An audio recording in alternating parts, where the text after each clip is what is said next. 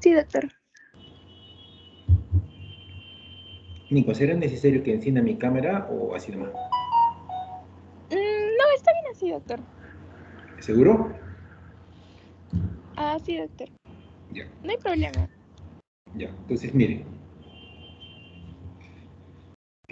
vamos a hablar de la salmonelosis. Como pueden ver, allí está su dibujito. Una bacteria muy conocida. Ustedes han recordado cuando hemos hecho microbiología, ahí hemos hablado sobre la salmonela, ¿no? Antes les he de contarles que aquí en Arequipa, hace muchos años atrás,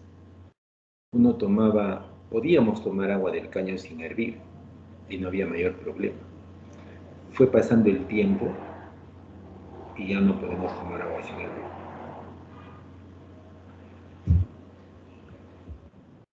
Un ratito voy a encender la cámara para que vean las expresiones del ponente.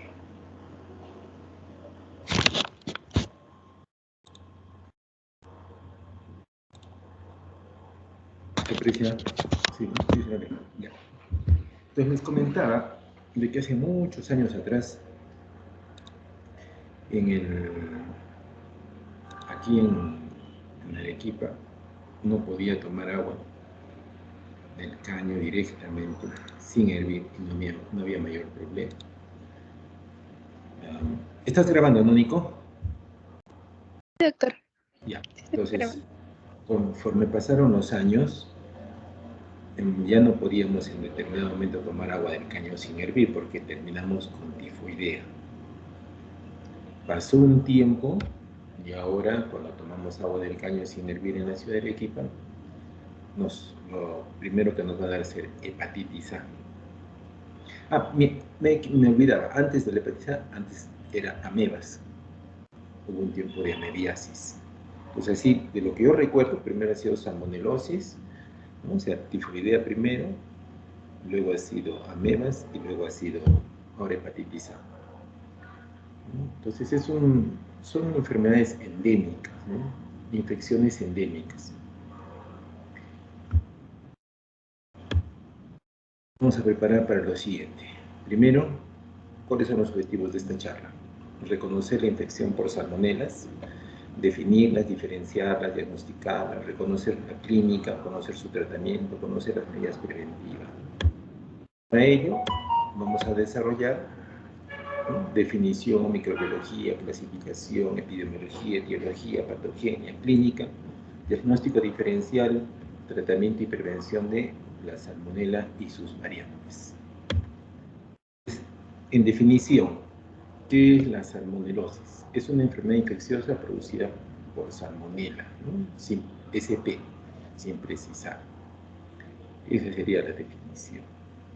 La salmonelosis es una enfermedad transmitida por los alimentos, ¿no? Sobre todo aquellos alimentos de importancia para la salud pública mundial. Las infecciones por salmonela causan con mayor frecuencia gastroenteritis, pero también pueden causar infecciones invasivas. Basado en la enfermedad clínica y patogénesis, los organismos de salmonela se clasifican básicamente en aquellos que son salmonela no tifoideas, ¿no?, y la salmonela asociada con fiebre tifoidea o fiebre entérica. Entonces, basados en esta, es una clasificación muy general, muy burda, ¿no?, pero que nos sirve para clasificar a las infecciones por salmonela no tifoidea y aquellas salmonelas asociadas justamente con fiebre tifoidea o fiebre entérica, ¿no?, que viene a ser producida básicamente por salmonela entérica, serotipificada como tifi, ¿no?, la salmonela tifi.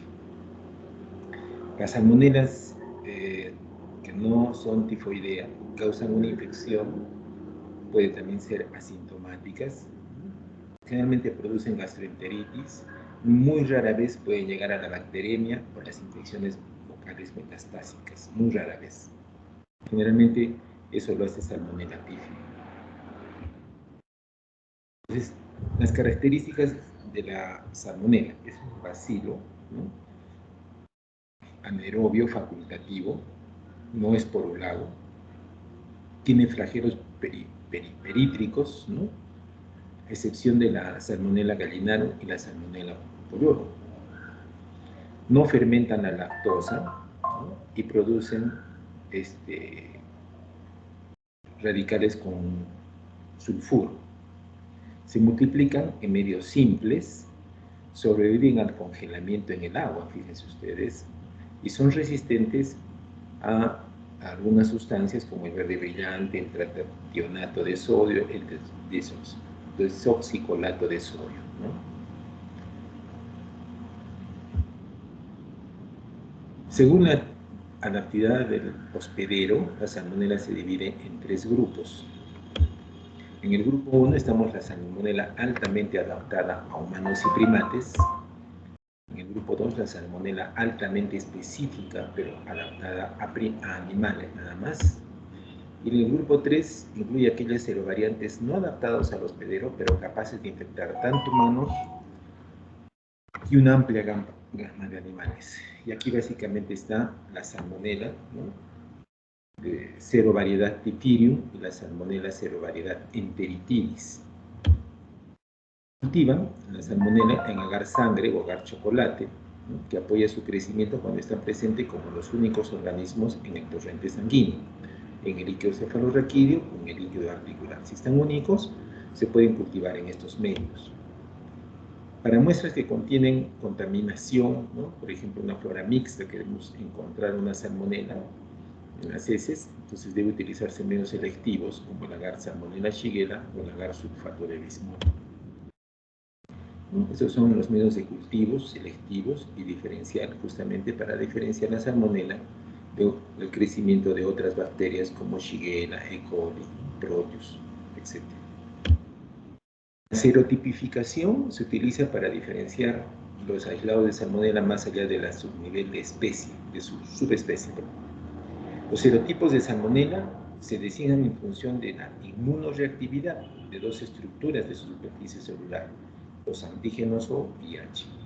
Existe una cantidad muy sustancial de diversas, ¿no? De una gran diversidad en estos 2 antígenos, lo que resulta, miren, en más de 2.500 serotipos, y alrededor del 60% pertenecen a la subespecie 1. En los Estados Unidos, el 99% de los casos de salmonella humana informadas pertenecen a la especie 167. Todos los serotipos de salmonella pueden designarse por una fórmula. Pues los serotipos de la subespecie 1 también reciben un nombre, por ejemplo, Typhimurium, Enteritidis, Typhi, etc. Ahora vamos a ver con mayor detalle. La secuenciación de los genomas de la salmonella entérica, serovariedad Typhi, antes denominada salmonella Typhi, y de la salmonella Typhimurium, ha mostrado que tiene una genética muy parecida, ¿no? De casi el 95% entre estos microorganismos. Sin embargo, las enfermedades clínicas causadas por ambas son muy diferentes. Las salmonelas ingeridas por vía oral sobreviven al pH del estómago, ¿no? Y evaden las múltiples defensas del intestino delgado hasta conseguir su acceso al epitelio intestinal. Se introducen, ya les voy diciendo, ¿ya? Miren de esa forma general, se introducen de modo preferencial a través de las células M, que las transportan hasta las células linfoides, linfocitos T y B, y también hasta las placas de Peyerl.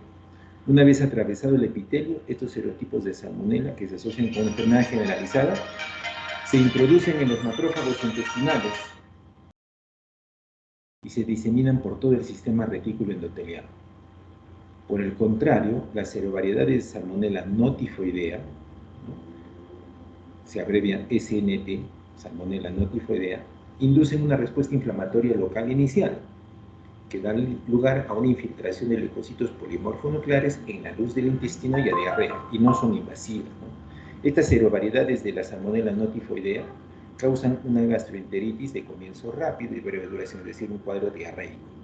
En contraste, la fiebre tifoidea, que tiene un periodo de incubación y una duración de enfermedad considerablemente más larga, y en la cual predomina la enfermedad sistémica, y solo una pequeña proporción de niños tiene diarrea. Esto, digamos, es un resumen general. ¿ya? Tenemos, por ejemplo, ¿no?, la diferencia, y esto está publicado en el Nelson, ahí lo pueden revisar, las diferentes antígenos, ¿no?, y sistemas de virulencia, tanto comunes como diferentes, que tiene Salmonella typhi de la Salmonella typhimurium, ¿no? Por ejemplo, la Salmonella typhi tiene una membrana celular interna, una capa de peptidoglicano, una membrana celular externa, a diferencia de Salmonella typhimurium, que lo tiene pero en diferente, ¿no? Y tiene una capa, la Salmonella typhi, miren ustedes, ¿no? Y encima de esta capa superficial, justamente que lo protege, ahí están los lipopolisacáridos, las fimbrias, ¿no? Eh, la flagelina, ¿no?, que también es que ayuda a su virulencia, ¿no? También tiene sistemas de secreción tipo T3, ¿no?, que esto va a ayudar a que se introduzca y a que escabulle al sistema inmunológico, ¿no? Aquí también tenemos otra imagen, el factor de virulencia, ¿no? Tienen plásmidos, ¿no?, tienen sideróforos, tienen enterotoxinas, tienen endotoxina LPS, que es la causante de la fiebre, tienen proteínas antifagocíticas, ¿no? Tiene un antígeno que inhibe la fagocitosis, tiene un flagelo que le da la motilidad, tiene un antígeno de cápsula que inhibe la ligación al sistema de complemento, producen citotoxinas, tienen apéndices de adherencia, o sea, fimbrias, ¿no? O sea, tiene varios factores de virulencia esta bacteria, ¿no? Por eso es muy agresiva. Pues miren, la clasificación taxonómica de la Salmonella pertenece al reino Bacteria, al filo Proteobacteria. La clase es una grama Proteobacteria. Orden de los enterobacteriales, familia Enterobacteriae, género Salmonella. Ese es su filo, ¿no? Pertenece al reino Bacteria, filo Proteobacteria, clase Gamma Proteobacteria, orden Enterobacteriales, familia Enterobacteria y género Salmonella. Genealógico. Ahora, esta Salmonella se reconoce dos grandes grupos, ¿no?, dos grandes variedades: la Salmonella entérica y la Bongori, ¿no? Estas son las dos grandes variedades. Esta Bongori tiene subespecies alrededor de 20, que no vienen al caso para nosotros. Desde el punto de vista médico nos interesa la Salmonella entérica. Esta Bongori es de animales, ¿no? La entérica tiene 6 subespecies, ¿no? Entérica, Salamae, Arizonae, Di-Arizonae, Hauterne y Indica. A nosotros nos interesa esta subespecie entérica, que es la 1454, que generalmente se encuentra en humanos y también en algunos animales, ¿no? Y de esta subespecie entérica nos interesan aquellas salmonellas tíficas y aquellas salmonellas no tíficas, ¿no? Dentro de las no tíficas son las que nos van a producir gastroenteritis y infecciones extraintestinales. Raramente, pero pueden ser, ¿no?, invasivas. Y la Salmonella typhi es la que nos va a producir la fiebre entérica o fiebre tifoidea o fiebre intestinal, ¿no? Y dentro de ella tenemos ahí recién va a aparecer la famosa Salmonella typhi y la paratifia. Dicho sea de paso, también hay paratifia B, paratifia C, ¿no?, que tanto afectan a humanos como animales. Y dentro de las que nos producen gastroenteritis, ¿no?, tenemos aquí a la Salmonella typhimurium, a la enteritidis y más de 1500 otras. Y aquellas que nos producen infecciones generalizadas o diseminadas como bacteremias y que son invasoras, la Typhimurium, la enteritidis, la Dublin, la Virchow, la Heidelberg. Y dentro de las bacterias, dentro de las salmonelas que nos producen afecciones extraintestinales, ¿no?, estas salmonelas no están limitadas al humano, ¿no?, se adaptan fácilmente. Y ahí tenemos la Choleraceus, la Typhisius, la Typhimurium, la enteritidis, la Dublin, la Choleraceus igual. Estas nos pueden producir bacteremia y estas infecciones focales. Esa sería una clasificación que nos va a ayudar mucho, nos ayuda mucho y se correlaciona con las infecciones que nos producen.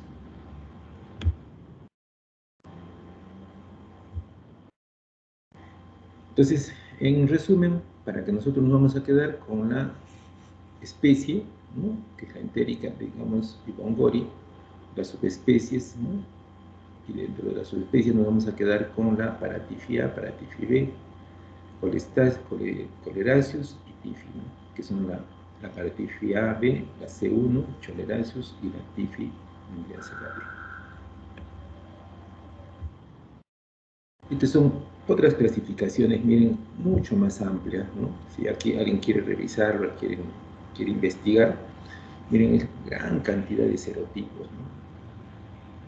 Son una gran cantidad. Esto solo les he traído para que vean ustedes, tengan una idea de la diferencia, ¿no?, y de las subvariedades que hay. Epidemiología. Es una infección, es una enfermedad, la salmonelosis, de alto costo, ¿no? Representa para un sistema de salud una gran inversión.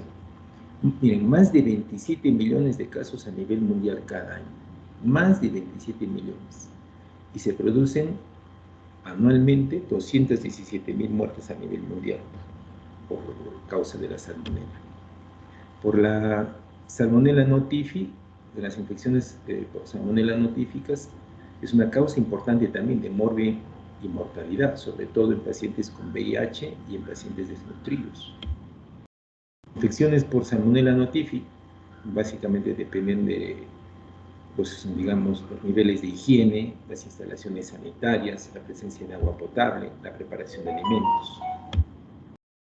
Dentro de estas salmonellas no typhi tenemos básicamente a la tifimurium y a la enteritidis, ¿no?, que son responsables de 93.8 millones de casos a nivel mundial y 1.550.000 muertes cada año.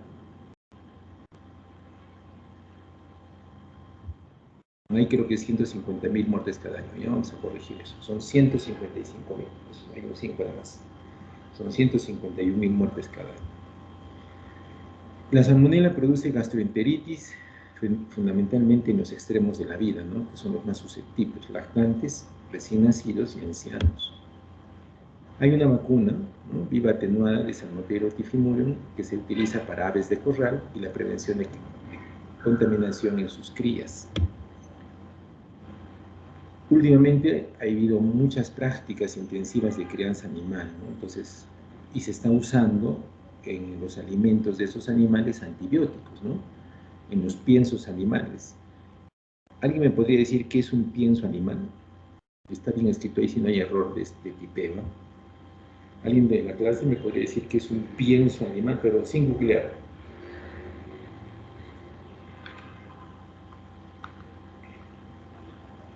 Les comento que yo tampoco sabía. Y a raíz de esta clase que he preparado para ustedes, he investigado. El pienso animal son los alimentos que se preparan para los animales de diferentes especies. Eso se llama piensos animales. Todo aquel preparado nutritivo para animales. Esos son los piensos animales. Y algunas veces les agregan antibióticos, ¿no? Y esto justamente, el agregarle antibióticos a los piensos animales, lo que va a suceder, puede suceder, es que se fomente la resistencia bacteriana. Por eso tiene que hacerse esto de forma muy racional y juiciosa. Y están apareciendo justamente a raíz de eso, ya han aparecido, ¿no?, cepas multiresistentes que son más virulentas. En este caso sí, a diferencia de en el coronavirus que estamos diciendo de que las variantes no son más virulentas, en el caso de la salmonella sí, las hacen más virulentas. Miren, la salmonella typhimurium fagotipo DT104 dice que en su genoma tiene una isla genómica con genes de resistencia para antibióticos y tiene integrones que codifican esos factores de virulencia. El CDC ya ha reportado resistencia a ceftriaxona y a ciprofloxacina en el 3% de las infecciones por salmonella no typhi y hasta un 5% a 5 antibióticos, ¿no?, de los más conocidos que ya sabemos, ¿no?, ceftriaxona, cipro, cotrimoxazol, fluoroquinolona, ¿no? Por ejemplo, la ciprofloxacina se ha reportado en 2/3 de los casos donde se han encontrado salmonella typhi como resistente a ciprofloxacina y también a citromicina. Entonces, esta resistencia se está incrementando, ¿no? Por lo tanto, es necesario siempre hacer cultivos, ¿no? Y cultivos para determinar cuál es la especie que está causando la infección y justamente de acuerdo a eso ver su sensibilidad y entonces utilizar el antibiótico adecuado, ¿no? Muchas veces frente a una infección por salmonella vamos a iniciar con un antibiótico de forma empírica. Perdón, Nico, ¿hasta qué hora es la clase? 4:30, doctor. Perfecto. Entonces, miren, tenemos ahí mucha susceptibilidad, ¿no? Y ahí tenemos, si quieren ya lo revisan después, ¿no? Los recién nacidos, los pacientes que tienen anemia, ¿no? De células aplásicas, que tienen neutropenia, granulomatosis, inmunodeficiencias, que han sufrido trasplantes, malaria, bartomelosis o esquistosomiasis, son grupos susceptibles, ¿no? Y ahí tienen el mecanismo, ¿no? Por ejemplo, los neonatos tienen tendencia a la cloridria o a la hipocloridria, ¿no? Tienen un tránsito intestinal más rápido, más acelerado, lo cual puede hacer que cuando ingieran una salmonela, pase este mecanismo de defensa del ácido clorhídrico y lo supere y rápidamente llegue al intestino, ¿no? Y así los diferentes enfermedades hay diferentes mecanismos que favorecen la susceptibilidad a las infecciones por salmonela. En adultos sanos, la dosis infectiva se supone que es de 10 a la 6 o 10 a la 8 microorganismos de salmonella. Sin embargo, en lactantes a veces necesitan un núcleo más pequeño. Ya dijimos, ¿no? El grado de acidez inhibe la multiplicación, pero si estamos tomando, por ejemplo, un medicamento, un antiácido, va a favorecer que esta salmonella pase, ¿no? Entonces, la cloridria, el consumir antiácidos, el vaciado gástrico rápido, la gastrectomía o gastroenterostomía permite justamente que llegue más rápidamente al intestino, y eso sobre todo en recién nacidos y lactantes. Ahí tiene una gran capacidad de multiplicarse y de provocar infección, ¿no? Depende eso de la dosis infectante y de la condición de la microbiota que tiene el ser humano, ¿no? Y de algunos fármacos, como el consumo de antibióticos. El tomar antibióticos va a ser de que probablemente favorezca, ¿no? La invasión de otros gérmenes patógenos. Entonces, no es conveniente tomar antibióticos así porque sí. Deben de ser los antibióticos indicados en forma racional y adecuadamente. O también estar utilizando medicamentos que inhiben la motilidad intestinal. Eso también favorece la multiplicación y la invasión de salmonella. Las infecciones por salmonella no typhi producen generalmente una enterocolitis con inflamación de la mucosa que es difusa, producen edema, erosiones y microabscesos, ¿no? Generalmente, estas salmonellas no typhi no llegan a producir úlceras ni perforación, ¿no? Sí pueden producir microabscesos, erosiones. Suelen destruir las células estas salmonellas no typhi, entonces no producen úlceras. La inflamación que producen afecta la lámina propia, el tejido linfoide subyacente y los ganglios linfáticos mesentéricos, los cuales van a estar aumentados de tamaño y puede haber algunas veces necrosis de los ganglios mesentéricos. Entonces lo que nos va a producir es la famosa adenitis mesentérica, ¿no? Eso es lo que nos va a producir estas salmonellas no typhi. El crecimiento de los ganglios obviamente va a provocar una disminución del riesgo sanguíneo del intestino. También se ha observado hiperplasia del sistema retículo endotelial a nivel hepático y a nivel esplénico. Si es que llegan a ser invasivas, puede haber una bacteremia y nos pueden dar infecciones localizadas y supuradas. Salmonella typhimurium puede producir enteritis localizada, ¿no? Asociada a una respuesta secretora. Entonces nos va a producir una diarrea secretora, ¿no? Dependiente de la interleuquina 8. Aquí, por ejemplo, miren, pueden ver, observar cómo son los cambios inducidos en la célula hospedadora por acción de la activación del sistema SST3 codificado por una proteína, la SPI-1, ¿no? Cuando entra en contacto con la célula epitelial, miren aquí la salmonella, ¿no? lo que va a liberar va a activar este sistema, SSP3, ¿no?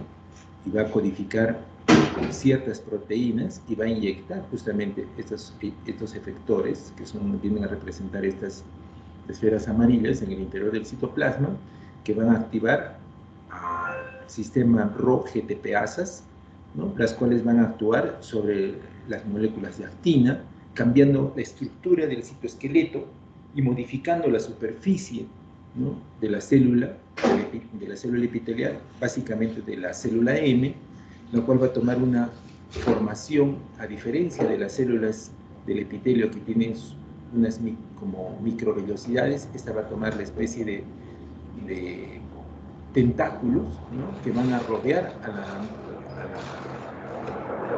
la salmonela y la van a introducir en el citoplasma, ¿no? También estas Rho-GTPasas van a activar a esta proteína MAPK, lo cual va a hacer que se libere el factor de necrosis tumoral, ¿no? El factor kappa beta, ¿no? Las proteínas AP1, y esas son las responsables de que se libere la interleuquina 8. También los polimorfos nucleares van a activar esto. Así es como va a ingresar. Y la salmonela puede llegar a atravesar este epitelio por un mecanismo de endofagocitosis, o también puede hacerlo a través de las vías paracelulares, ¿no? Entonces, como ha roto la estructura del citoesqueleto, puede atravesar justamente en estas vías paracelular la salmonela y así llegar a la zona subepitelial, donde va a ser captada por el macrófago, ¿no? Quien obviamente por acción de las toxinas de esta salmonela va a activarlo y va a liberar la interleuquina 1B, 1 beta, ¿no? Y esa es la forma, ¿no? Esto lo pueden leerlo ya de repente con más detenimiento, ¿no? Está también en Nelson, pero yo lo he sacado directamente de donde lo ha obtenido Nelson, y les va a ayudar muchísimo esto, ¿no? A entender. Realmente me ha gustado revisarlo y ver cómo en mis épocas que yo era estudiante no nos habían explicado así, ¿no? Entonces para mí ha sido algo nuevo encontrar este mecanismo, cómo se ha logrado. Miren, la medicina ya ha logrado a nivel muy fino lograr ver cómo es la patogenia, ¿no? de una bacteria. Entonces, una vez que así es como a través de las células M, les decía, logra la bacteria ingresar, ¿no? Entonces el macrófago va a ser responsable, dentro del macrófago se va a producir un fagosoma, y ahí va a estar la salmonela, y ahí se va a reproducir, ¿no? Y luego se va a liberar. Y esto, miren, es así como va a llegar a diferentes órganos, ¿no? Al hígado, al vaso, ¿no? Entonces es así como nos va a producir esta hepatomegalia, nos puede producir esplenomegalia, y también a nivel del intestino va a atravesar, como digo, y va a llegar al mesenterio, donde va a producir una adenitis mesentérica. Y miren, hay mecanismos inmunológicos que controlan la progresión de la salmonela entérica, ¿no? Y esto, por ejemplo, lo han hecho en un modelo de ratón, ¿no? Entonces, realmente da gusto y es interesante, ¿no? Aquellos que les gusta la inmunología pueden revisarlo con más detalle, cómo es la respuesta, ¿no? que tiene el organismo frente a una invasión bacteriana, y cómo lo han estudiado, ya se han determinado cuáles son las interleuquinas que participan, cuáles son los antígenos, etc. Es muy interesante. Entonces,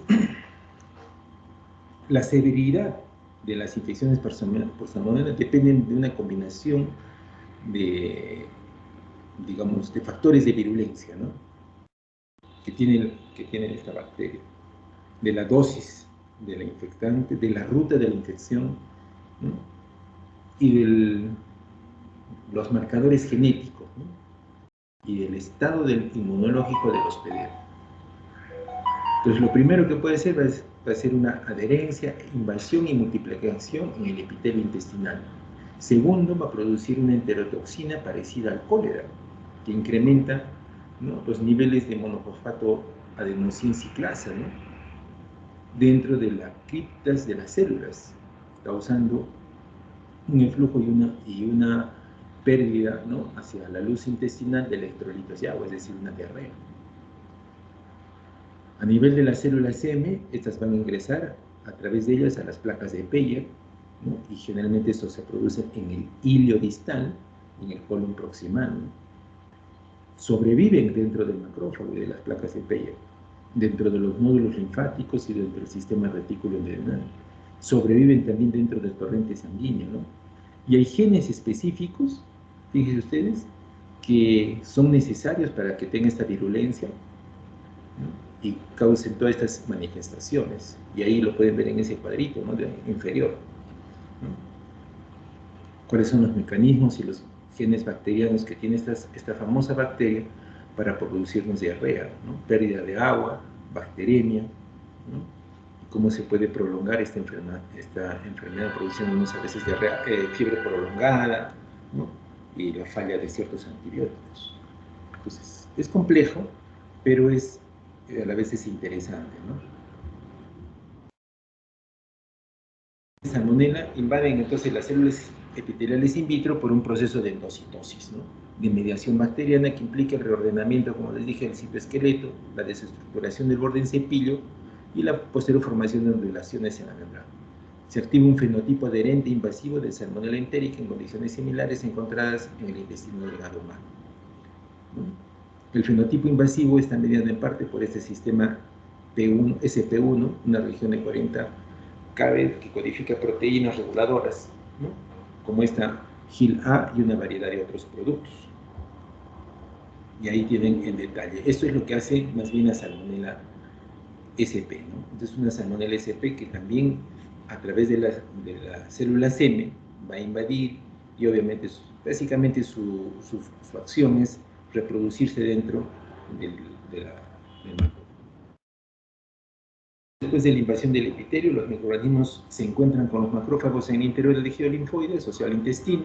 Esta interactúa la salmonela con el macrófago y da lugar a una alteración de expresión de numerosos genes, ¿no?, incluidos los que codifican mediadores proinflamatorios, receptores o moléculas de adhesión. Y otros genes activados son los implicados en la muerte celular o apoptosis, ¿no?, que produce, y factores de transcripción. Salmonella typhimurium puede inducir la muerte rápida de los macrófagos in vitro, que depende de la proteína caspasa 1 de la célula del huésped y está mediada por la proteína efectora CYP, que es una proteína B de invasión de Salmonella. La Typhimurium intracelular se encuentra en el interior de vacuolas, ¿no?, que se han separado de la vía endocitaria normal. Esta capacidad para sobrevivir en el interior de los monocitos y en los macrófagos es esencial para que Salmonella Typhimurium establezca una infección sistémica en el ratón, como les he hecho en los estudios. La respuesta proinflamatoria de la mucosa a la infección por Salmonella Typhimurium y el posterior reclutamiento de sus células pueden facilitar también la diseminación sistémica de las bacterias. Aquí tienen algunos factores del huésped y condiciones predisponentes al desarrollo de enfermedad sistémica por cepas de Salmonella, no tífico. Entonces, recién nacidos, lactantes pequeños, sobre todo menores de 3 meses, pacientes con VIH-Sida, algunos pacientes que tengan algunas otras inmunodeficiencias, enfermedades granulomatosas crónicas, defectos en la producción de la acción de interferón, tratamiento inmunosupresor con corticoides, ¿no?, pacientes, por ejemplo, que tienen problemas renales, tumores malignos, sobre todo leucemias, linfomas, pacientes que sufren de anemia hemolítica, colagenosis, enfermedad inflamatoria intestinal, acloridria o empleo de medicación antiácida, alteración de la motilidad intestinal, esquistosomiasis, paludismo y desnutrición. ¿Cuáles son las manifestaciones clínicas? Las manifestaciones clínicas son más frecuentes, de la Salmonella notifi tiene un periodo de incubación de 6 a 72 horas, tiempo medio de un día. Produce náuseas, vómitos, dolor abdominal, espasmódico, periumbilical y en fosa ilíaca derecha, fíjense ustedes, produce un dolor.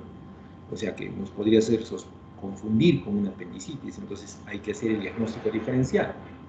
Nos va a producir, generalmente las no típicas, nos producen diarrea acuosa moderada a grave, con moco y sangre en algunas oportunidades, y fiebre En los lactantes generalmente no hay fiebre y a veces más bien hay hipotermia. Estos síntomas ceden en 2 a 7 días y su mortalidad es infrecuente. Algunos casos graves, ¿no?, pueden llegar a producir septicemia, en donde se va a encontrar fiebre alta, dolor de cabeza, somnolencia, confusión, meningismo, convulsiones y distensión abdominal. Nos llega a producir en el hemograma, generalmente vemos una leucocitosis leve, en heces encontramos sangre oculta y a predominio polimorfo nuclear. Si nos produce, eso sí que nos produce enteritis aguda, que es una forma de presentación. La otra forma en la que se nos va a producir infección, las Salmonelas notifi, son las bacteriemias. El 1 al 5% es secundaria a una gastroenteritis por salmonela. En recién nacidos y en lactantes muy pequeños los síntomas son mínimos, y en niños mayores generalmente después de una gastroenteritis pueden reaparecer la fiebre, escalofríos y hasta el shock séptico. En los niños con SIDA puede darnos una septicemia recurrente. En niños con infecciones invasivas por Salmonella notifi, la diarrea no es la característica principal. El 60% tiene aparentemente un foco infeccioso en el tracto respiratorio. Esto generalmente sucede, eso lo han encontrado generalmente en el África, ¿no?, en el África subsahariana. La fiebre en un 95% de los pacientes está presente. Sin embargo, a veces no hay foco que evidencie de dónde está partiendo esta fiebre. Las características clínicas generalmente son poco específicas, o sea, no podemos mediante la clínica guiarnos para hacer el diagnóstico de salmonelosis, ¿no? Algunas veces yo he encontrado pacientes que les han dicho salmonelosis y les han dado tratamiento con clorfenicol pensando en salmonela, y sin embargo, por clínica no se puede, porque es poco específica. Por eso es necesario demostrar la infección de la bacteriana mediante hemocultivos o pruebas demostrativas que nos identifiquen la salmonela, ¿no? Para quienes producen generalmente bacteremia, en estos casos, Salmonella typhimurium y enteritis. Otras también lo pueden hacer. Sin embargo, en niños que no son del África, en el resto de países del mundo, las infecciones por Salmonella notifi, ¿no?, son generalmente infecciones autolimitadas, no invasivas y de baja mortalidad.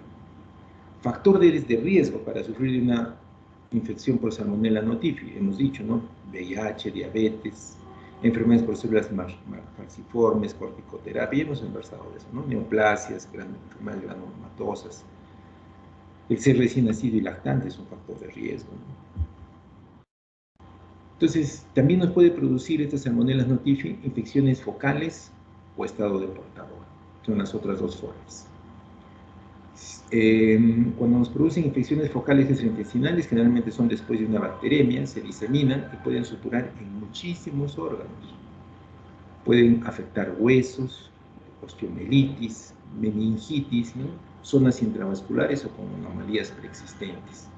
En lactantes puede producir meningitis con graves secuelas neurológicas y con una alta mortalidad. El estado de portador crónico por estas Salmonella notifi puede ser la complicación de la infección. Generalmente hay colonización a nivel de la vesícula biliar por Salmonella typhi y Salmonella notifi también. El tratamiento es paradójico si se usa antibióticos para erradicarlo, porque al disminuir con el antibiótico nuestra microbiota, más bien podemos hacernos más susceptibles, entonces es paradójico el uso de antibióticos. Sin embargo, cuando se quiere hacer erradicación del estado de portador, se dan antibióticos por dosis por mucho tiempo, son tratamientos prolongados, ¿no?, y algunas veces es necesario hacer la intervención para retirar los cálculos o la misma vesícula. Muchos de los pacientes que están en estado de portador crónico son asintomáticos, ¿no?, y tienen cultivos positivos intermitentes, lo cual dificulta obviamente su identificación. Las complicaciones de la salmonelosis básicamente son consecuencia de la gastroenteritis que produce, o sea, una deshidratación aguda, hay que corregirla, ¿no? La bacteremia puede ser en lactantes con inmunodeprimidos, osteomielitis, sobre todo si que tienen drepanocytosis, arterias reactivas en aquellos niños que tienen el HLA-B27, y generalmente a veces pueden producir síntomas persistentes por semanas en recién nacidos, lactantes menores de 6 meses o inmunodeficientes tanto primarios como secundarios. Si es que hay un caso de esquistosomiasis, esta se agrava. Muy rara vez puede llegar a producir, pero dijimos, puede hacerlo y puede producir bacteriemias prolongadas que se caracterizan por febrícula, anorexia, pérdida de peso, diaforesis y mialgias, ¿no? Sobre todo en niños que tienen disfunción del sistema retículo endotelial, que tienen anemia hemolítica o que tienen paludismo de fondo. El diagnóstico. El diagnóstico de salmonela se hace en base a la clínica, en base a la demostración de la bacteria mediante un cultivo. ¿Dónde vamos a encontrar la salmonela? Vamos a encontrar en las heces, mediante el coprocultivo es mejor que el cultivo de un exudado fecal. Y en los otros líquidos corporales, como por ejemplo en la secreción biliar. Entonces, algunas veces hemos hecho nosotros cultivo de la bilis, ¿no? Mediante una sonda se obtiene bilis y luego se extrae esa sonda, ¿no? Y se cultiva lo que hay. La gastroenteritis por Salmonella notifi generalmente nos produce un cuadro febril que dura 5 días o más, sobre todo en niños con edad corta, que es tanto, digamos, la edad corta, ¿no? Es un factor predisponente para que hagan bacteremia. Obviamente hay que hacer gran cultivo de todo lo que se pueda, de todas las secreciones que se puedan cultivar y examinar. Y hay pruebas, ¿no?, que no son dependientes de cultivo, pero que se utilizan básicamente para cribado o para hacer estudios epidemiológicos, ¿no? No son útiles porque no nos permiten ver la sensibilidad, a qué cosas son sensibles esas bacterias. Esto depende básicamente del tipo de presentación. Hay que tratar la gastroenteritis, ¿no? Hay que hacer una valoración clínica rápida, valorar el estado de hidratación, corregir el desequilibrio, ¿no? Hay que hacer, obviamente, luego una terapia de mantenimiento. Los antibióticos no están indicados para gastroenteritis aislada no complicada por salmonela. En niños mayores de 3 meses y grupos de riesgo, perdón, ahí no debe ser mayores de 3, debe ser menores de 3, ¿ya? Correcto, hay que corregir. En menores de 3 meses y grupos de riesgo se debe iniciar antibióticos en forma empírica, porque son grupos de riesgo para que esta salmonela pueda, como ustedes han visto, tiene una gran capacidad invasora, ¿no? Salmonella typhimurium, el fagotipo DT104, se ha encontrado que es resistente, miren, a AMPI, clorafenicol, streptomicina, sulfamidas y tetraciclina. Incluso se está sospechando que ya tiene resistencia a fluoroquinolonas. Por eso es importante siempre realizar el antibiograma, ¿no? Entonces, ¿el tratamiento cómo se hace? El tratamiento, dijimos al inicio, empírico en menores de 3 meses y grupo de riesgo. Y si es que no, será de acuerdo a la identificación y sensibilidad, ¿no? Entonces, en menores de 3 meses hay que iniciar el tratamiento. Se puede iniciar, ¿no? Pueden utilizar cefotaxima a dosis de 100 a 200 miligramos por kilo por día, cada 6 horas por 5 a 14 días, de preferencia 14 días, ceftriaxona por una semana, ampicilina o cefixima en su defecto. Ahí tienen las dosis, ¿no?, por kilo por día que se va a utilizar. El pronóstico. Generalmente con salmonelosis la recuperación es completa, ¿no? Algunas veces puede producir diarreas prolongadas y complicaciones, sobre todo en pacientes desnutridos y en los que no han recibido un tratamiento oportuno ni óptimo. Algunas veces puede producir afectación sistémica y focos extraintestinales, sobre todo en pacientes con VIH, inmunodeprimidos y en lactantes pequeños. Después de la infección, las salmonelas notifi se excretan, miren, en las heces, un periodo medio de 5 semanas. El estado de portador por salmonella notifi es menos del 1%, puede infectar en el periodo de excreción, ¿no?, por la vía fecal, de forma directa o por contaminación de los alimentos. Prevención requiere control de reservorio animal, uso juicioso de antibióticos en las granjas de productos lácteos y de ganado, sobre todo, como hemos dicho, en los piensos animales. La prevención de contaminación de los alimentos, ¿no? Suministro de agua potable, lavado de manos, almacenamiento de alimentos adecuados, ¿no? Y no solo almacenamiento, sino higiene de los alimentos también, ¿no? Permanecen viables, miren si lo cocinado no supera los 62,5 grados por más de 12 minutos, o sea que hay que hacer hervir el agua por lo menos unos 15 minutos, ¿no? Mucha gente pone el agua a hervir y apenas ya está sonando el,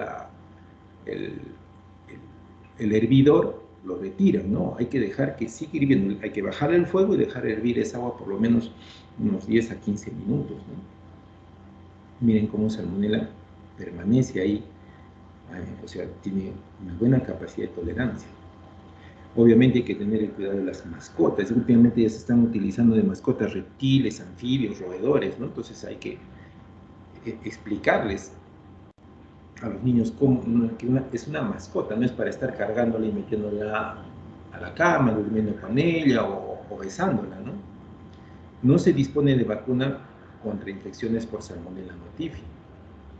Estas son las recomendaciones que están en Nelson para la prevención del contagio de Salmonella, ¿no? En caso de que tengan reptiles y anfibios, ¿no? Como mascotas. Entonces, si alguno tiene, puede ahí leer esas recomendaciones.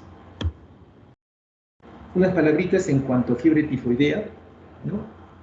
Ya también llamada fiebre intestinal o fiebre entérica. No se olviden que antiguamente le decimos fiebres intestinales. Entonces, cuando les hablen de fiebre tifoidea, les están hablando de fiebres intestinales. Y esas dos palabritas nos ayudan mucho, porque es un cuadro que se caracteriza por fiebre y por dolor abdominal, ¿no? La fiebre tifoidea es endémica, ¿no? ¿Quiénes la producen? Salmonella enteritidis, herovariedad tifi, que es una gran negativa, o paratifia B, dijimos, ¿no? La B es la Schott-Mulleri, o la paratifia C, que es la Hirschfeld. La Salmonella tifi produce muchas veces más casos de fiebre entérica que las otras. Es la que está en primer lugar, ¿no? La Salmonella tifi. Miren, comparte genes con la Escherichia coli, y al menos un 95% de los genes con Salmonella typhimurium. Tiene islotes de patogenicidad adquiridos durante su evolución que le permiten ser más resistente y poder vencer todas nuestras barreras de defensa.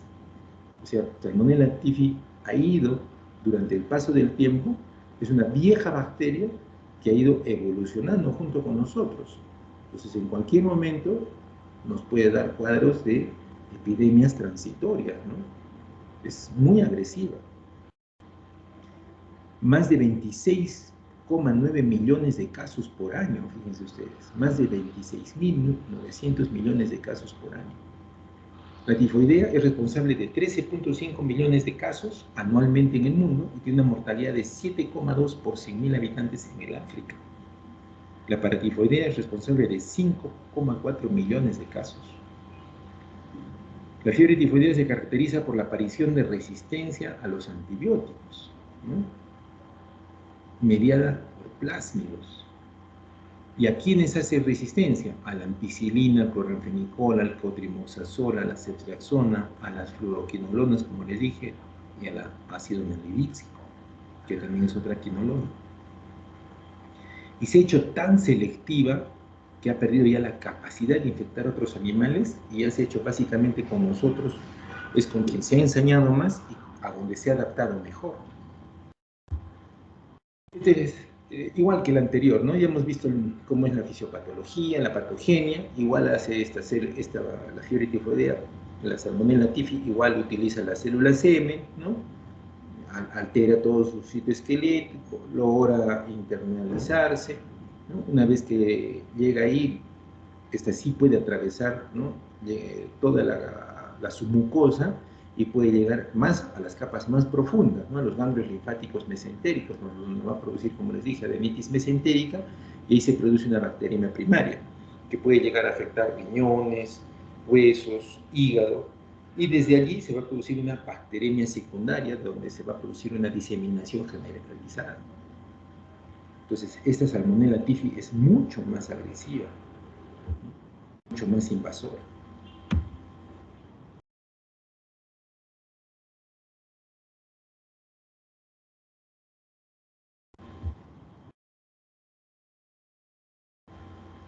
Ahorita vamos a arreglar este problema al final. A ver. En la clínica de la fiebre tifoidea nos produce otros síntomas no específicos, ¿no? Como escalofríos, cefalea, anorexia, tos, debilidad, faringitis, mareos, mialgias, ¿no? Eso es lo que nos produce.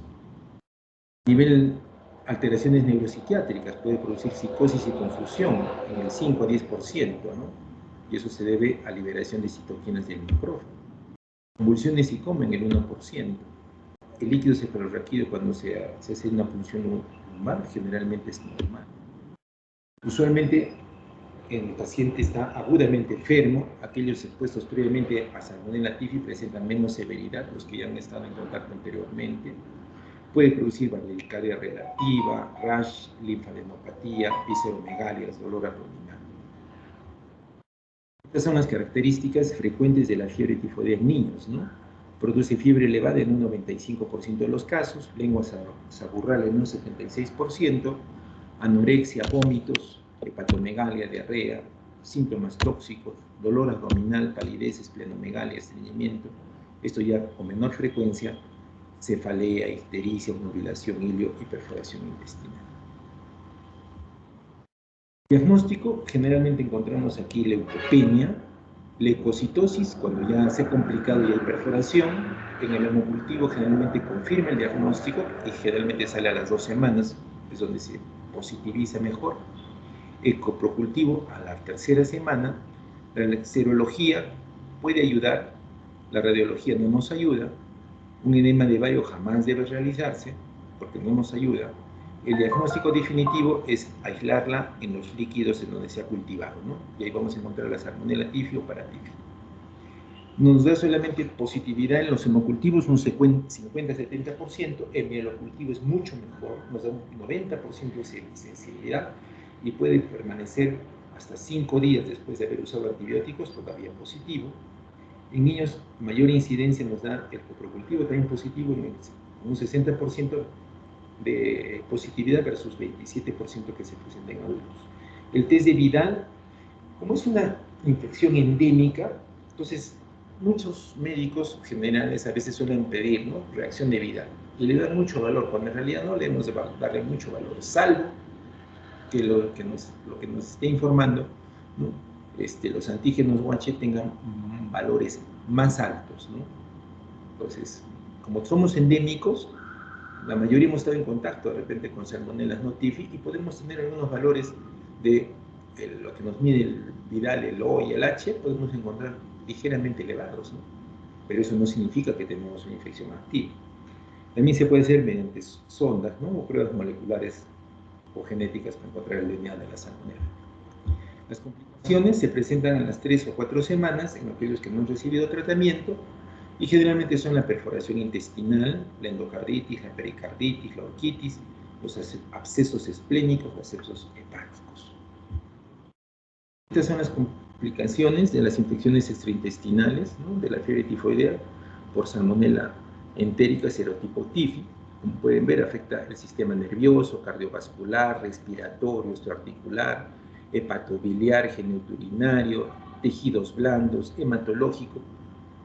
¿Por qué? Porque es una bacteria que se va a llegar a nuestro organismo y, como hemos dicho, produce 2 momentos, ¿no?, una bacteriemia primaria y luego una bacteriemia secundaria. Entonces, es una bacteria de localización ubicua dentro de nuestro organismo. El tratamiento de la fiebre tifoidea tendríamos que dividirlo si está no complicada, ¿no?, y viendo también nuestra propia idiosincrasia y nuestra respuesta a antibióticos aquí en nuestro medio, podemos utilizar cloranfenicol. Si es que es multiresistencia, podría ser amoxicilina o una fluoroquinolona. Si es que es resistente a quinolona, se podría utilizar acitromicina o ceftriaxona, ¿no?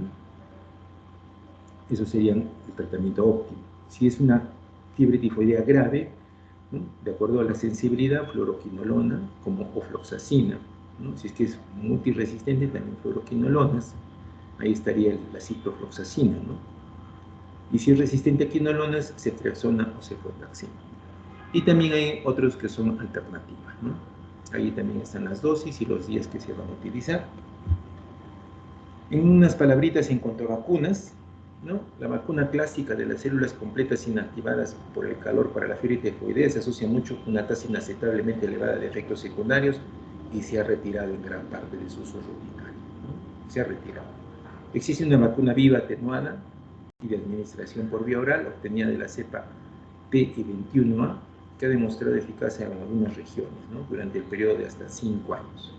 Es raro que se produzcan efectos adversos significativos, pero como se trata de una viva atenuada, no debería utilizarse en inmunodeprimidos, ¿no? Tiene que interrumpir el tratamiento con proguanilo, mefloquina y antibióticos por 3 días después de la administración de la vacuna. La duración de la protección tras la inmunización puede variar dependiendo de la dosis y probablemente con las siguientes exposiciones a Salmonella Typhimum. De hecho, los esquemas recomendados van a variar de un país a otro. La vacuna polisacárida capsular B puede usarse en mayores de 2 años. Esta última se administra en una inyección única por vía intramuscular con una dosis de recuerdo cada 2 años, ¿no? Ofrece una protección del 70-80%. En la actualidad se recomiendan a personas que viajan a zonas endémicas, ¿no? Pero pocos países son los que han introducido estrategias de vacunación a gran escala, ¿no? Varios proyectos hay con el empleo de una vacuna polisacárida B en Asia que han demostrado una eficacia protectora frente a la fiebre tifoidea en todos los grupos de edad. Pero los datos sobre protección en niños pequeños menores de 5 años han mostrado diferencias entre los estudios. La vacuna proteica conjugada de polisacárido B muestra una eficacia alta en niños más pequeños y puede proporcionar protección en áreas del mundo donde hay una gran proporción de niños en edad preescolar o escolar que se encuentran en riesgo de padecer esta fiebre tifoidea. Estas vacunas conjugadas han sido autorizadas en algunos países, pero no están aprobadas o disponibles en Estados Unidos. Muy bien, las ciencias pueden aprenderse de memoria, la sabiduría no. Eso lo decía Stern. Esperemos que esta niñita de la foto no le dé tifoidea. Muy bien, jóvenes. Esa ha sido la clase del día de hoy sobre Salmonella. Si hubiera alguna pregunta, hemos repasado rápidamente un ratito lo de la fiebre tifoidea. No podíamos irnos sin hablar de fiebre tifoidea. ¿Alguna pregunta, jóvenes?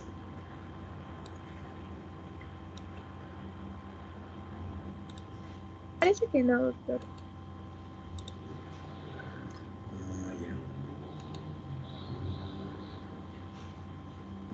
Acá me falló la presentación.